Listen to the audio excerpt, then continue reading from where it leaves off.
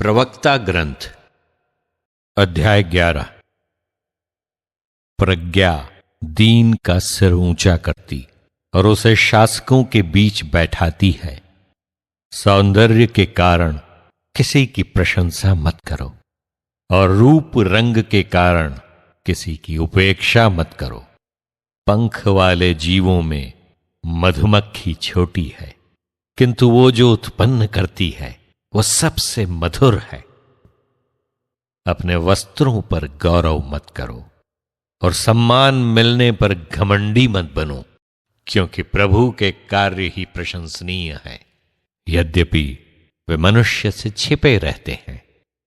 कई तानाशाहों को भूमि पर बैठ जाना पड़ा और जिसका कोई ध्यान नहीं करता था उसने किरीट धारण किया। कई शासकों को बहुत अपमानित किया गया और सुप्रसिद्ध व्यक्तियों को शत्रुओं के हवाले कर दिया गया है। जानकारी के अभाव में किसी को दोष मत दो। सोच विचार करने के बाद ही किसी को डांटो। सुनने के बाद ही उत्तर दो और बोलने वाले को मत टोको।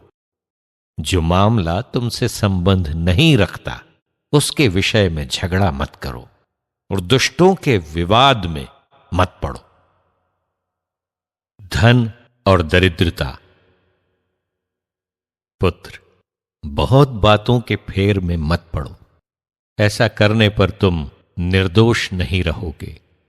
जिसका पीछा करोगे उसे नहीं पकड़ पाओगे और जिससे भाग जाओगे उससे नहीं बचोगे। कुछ लोग परिश्रम और संघर्ष करते हुए दौड़ते हैं, किंतु तब भी पिछड़ जाते हैं। कुछ लोग कमजोर और निस्सहाय, साधनहीन और दरिद्र हैं, किंतु प्रभु की कृपा दृष्टि उन्हें प्राप्त है और वो उन्हें उनकी दयनीय दशा से ऊपर उठाता है। वो उनका सिर ऊंचा करता और इस पर बहुतों को आश्चर्य होता है। दुख और सुख, जीवन और मृत्यु, गरीबी और अमीरी, ये सब कुछ प्रभु के हाथ है। प्रज्ञा, अनुशासन, संहिता का ज्ञान, भ्रातृ प्रेम और परोपकार का मार्ग, ये सब प्रभु का वरदान है। भ्रम और अंधकार पापियों का भाग्य है। जो बुराई को प्यार करते हैं वे उसे बुढ़ापे तक नहीं छोड़ते। भक्तों को प्रभु के वरदान मिलते हैं। उसकी कृपा दृष्टि उनका सदा पथ प्रदर्शन करेगी। कुछ लोग परिश्रम और मितव्ययता से धनी बनते हैं, किंतु अंत में उनका ये भाग्य होगा। वे कहेंगे, मुझे शांति प्राप्त हो गई है, अब मैं अपनी संपत्ति का उपभोग करूंगा, जबकि वे नहीं जानते कि उनकी घड़ी कब आ जाएगी। वे मर जाएंगे और अपनी संपत्ति दूसरों के लिए छोड़ देंगे। मृत्यु का महत्व। कर्तव्य पालन में दृढ़ बने रहो और बुढ़ापे तक अपना काम करते जाओ। पापी के कर्मों पर आश्चर्य मत करो। प्रभु पर भरोसा रखते हुए अपना काम करते जाओ, क्योंकि प्रभु सुगमता से किसी दरिद्र को अचानक धनी बना सकता है। प्रभु का आशीर्वाद धर्मी का पुरस्कार है। उसका आशीर्वाद क्षण भर में फलता है। ये मत कहो, मुझे और क्या चाहिए, मुझे और कौन सुख मिल सकता है।